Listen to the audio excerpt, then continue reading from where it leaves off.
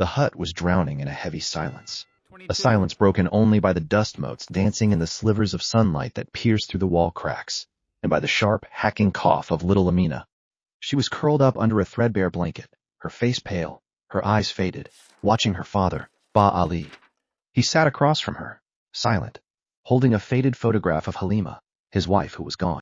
Ba Ali's face was a mirror of grief and resignation, a man worn down by the days and shattered by loss, who no longer expected anything from the world. Amina looked at him with her innocent eyes, dimmed by sickness, and asked in a voice as faint as a whisper, "Baba, is Mama coming back today?" The question was a knife that twisted in Ba Ali's heart every single day. He couldn't answer. He just raised his weary hand and gently stroked her hair. He had to find a way. He had to get money to heal his daughter. He decided to go pick olives. His lands were far and difficult to reach, the trees tall and perched on the edge of the same cliff where Halima had fallen and never returned. As he was leaving, his own mother, Fatima, frail and ailing herself but with wisdom still shining in her eyes, stopped him. In a weak voice, she said, "My son, be careful. We have nothing left in this world but each other." Ba Ali reached the olive groves. Fear gnawed at him from the inside as he looked down the cliff, remembering that dark day. But he climbed. He risked his life, every movement calculated, every branch he leaned on making his heart pound with dread. He picked the olives until he had filled a large sack, sweat pouring down his face as he whispered to himself, "This is for you, Amina." But as he made his way down, the heavy load unbalancing him, his foot slipped.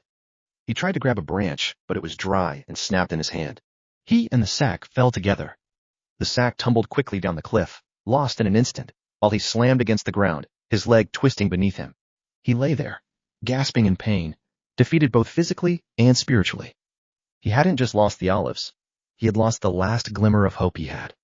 As he moaned in pain, a man appeared. It was Hamid. He ran over, feigning concern, and offered him a hand, helping him up. In a sympathetic tone, he said, "Are you all right, my friend? You almost died.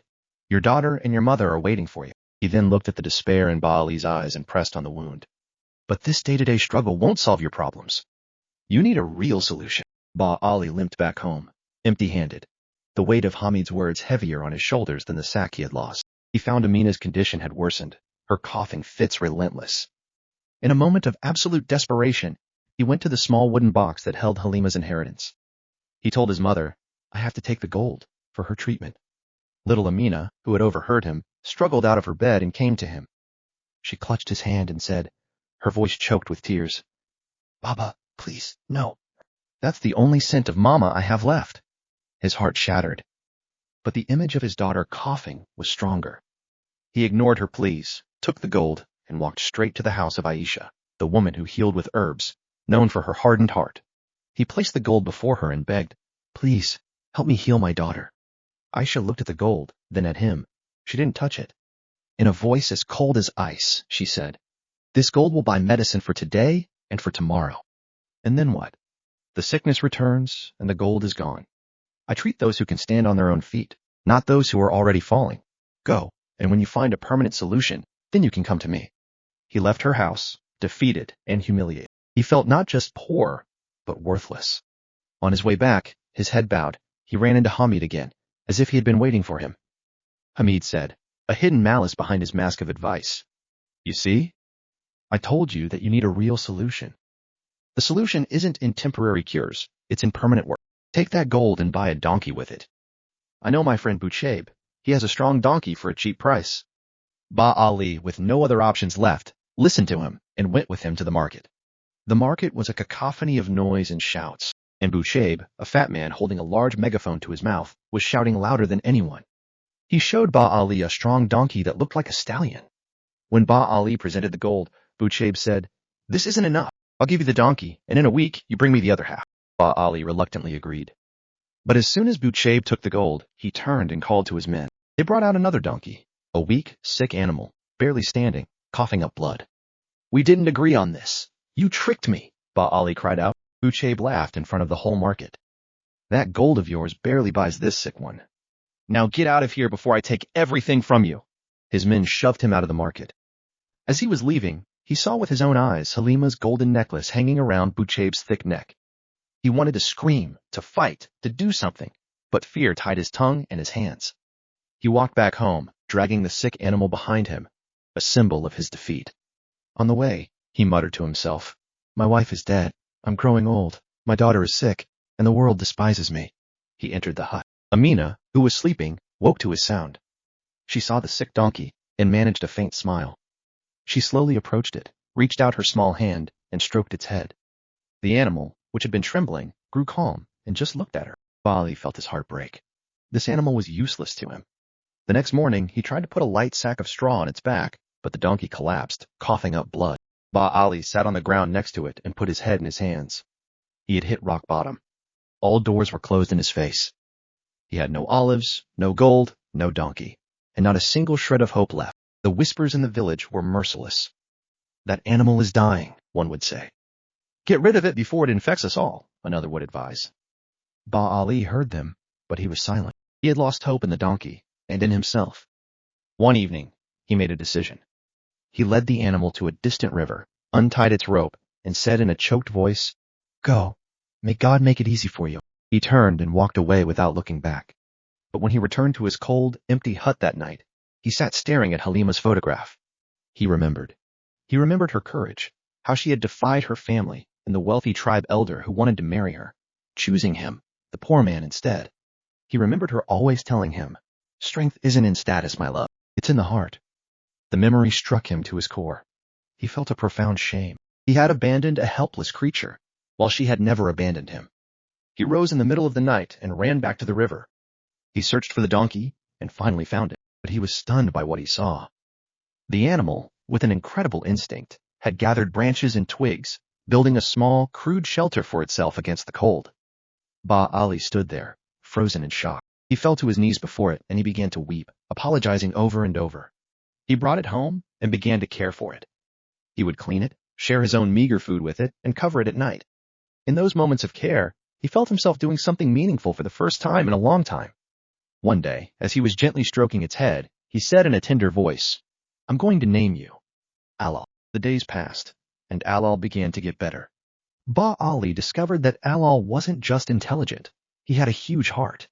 Though he was still weak and couldn't carry heavy loads, he was always by his side, a silent companion in his loneliness.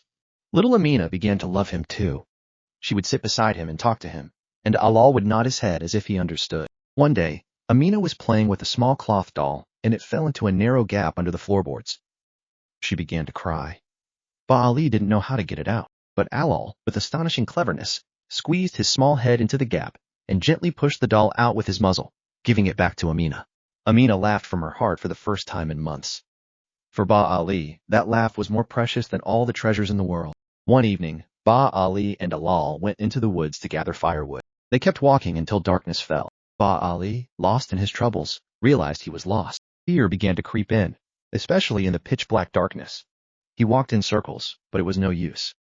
He sat on the ground, exhausted and hopeless. But Allal remained standing. He began to bray softly and nudge Ali with his head. Ali got up and followed him. Allal led him through the trees, as if he knew the way. After some time, Ali found himself standing in front of his own hut. He was amazed at Allal's intelligence. The next morning, Ali went with Allal to his olive groves. On the way, Allal stopped at a certain spot and just stared. Ali didn't understand, but Allal started walking down a hidden side path. Ali followed him and was astonished. He found himself in a small, secluded patch of land between the mountains, filled with olive trees that no one had ever seen before. It was a hidden treasure. Ali was overjoyed and began to pick the olives. Even though Allal couldn't carry the full sack, he was smart. He helped Ali in his own way, pushing branches for him and showing him the easiest limbs to reach. One morning, as he and Allal were working, a stranger passed by. He saw Allal's intelligence and offered Ali a large sum of money for him. Ali answered without thinking, "No, he is my friend." This was the first time in his life he had stood up for something. Just as the man left, Ali heard the screams of his daughter, Amina. He ran back to the hut. He found it turned upside down, and his mother Fatima lying on the ground, beaten. And Amina, she was gone. The photograph of Halima was torn to pieces and scattered on the floor. Hamid appeared, his face as cold as ice. He said, "Buchaib took your daughter. If you want her back, you have to pay a large ransom." Ali felt the world spin around him. He had nothing. He had nothing in this world that could possibly raise that amount, except one thing. He sat in the darkness that night, staring at the torn photograph of Halima. He remembered his cowardice when they took his olives, and his cowardice in the market. He understood. He understood that his cowardice and his silence were what had given Buchaib the power to go further, to reach for his daughter. In that moment, the cowardly Ba Ali died, and the warrior Ba Ali was born. The next morning, he went looking for the man who wanted to buy allal. He sold him, his heart breaking. Allal was braying as he watched Ba Ali walk away and leave him. Tears were in Ba Ali's eyes as he whispered to himself, "Forgive me, my friend. This is for her." He took the money and went to the place they had agreed on, some old ruins far from the village. He found Buchaib and Hamid, and Amina was crying, held by one of their men. The fight began. Ba Ali saw the terror in his daughter's eyes. In that instant, he forgot his own fear. He challenged Buchaib directly. He shouted, "You've taken everything, but you will not take my daughter." And he advanced on him, ready to die. Suddenly, they heard the sound of galloping and braying. It was allal. He had escaped his new master and come running. He charged straight at Buchaib, hitting him with a powerful blow in his pocket, right where he kept his megaphone. No one noticed, but the impact switched the megaphone on while it was still in Buchaib's pocket. Buchaib, enraged, grabbed Ba Ali by the collar, shouting, "So you're brave now? I'll kill you just like I killed Halima." His confession came out of the megaphone and echoed throughout the ruins. Ba Ali was stunned. Buchaib pulled out a knife to kill Ba Ali and silence him for good. But before the knife could reach Ba Ali, Buchaib changed direction with a treacherous move and lunged toward little Amina. And in that moment, allal leaped in front of Amina, and the knife plunged deep into his body. Amina screamed and fell to her knees, weeping over allal as he lay bleeding. That horrific act, along with the confession that the gathering villagers had heard, made them rush in and seize Buchaib and Hamid. With the help of the villagers, Ba Ali carried the bleeding body of allal and brought him back to his hut. He desperately tried to stop the bleeding, but allal was between life and death. In a final moment of desperation, Ba Ali ran to Aisha, the wise woman. He wept and begged her to come. Aisha arrived and entered the room where allal lay. Ba Ali stayed outside, waiting, his heart about to burst from his chest. After moments that felt like an eternity, Aisha came out, her face an unreadable mask. Ba Ali looked at her with eyes full of hope and asked in a trembling voice, "Tell me?" Aisha looked directly at him, and in a quiet, deep tone that held all possibilities, she said his name slowly. "Allal."